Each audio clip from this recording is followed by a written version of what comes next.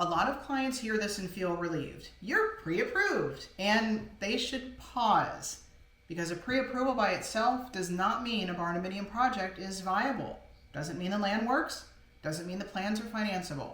It simply means that numbers were reviewed in isolation, and that's where many clients get blindsided later. They move forward thinking that everything is lined up, only to hit walls once everything else enters the picture. And suddenly, the pre-approval doesn't apply the way they thought it did.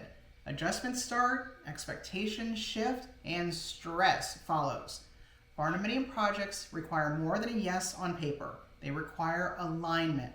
When financing is part of the entire project and not just a standalone step, pre-approvals actually stand up and the build comes together. That's the difference between confidence that lasts and confidence that disappears halfway through the process. You know you want one. I'm the Barndo Chick. Click the link.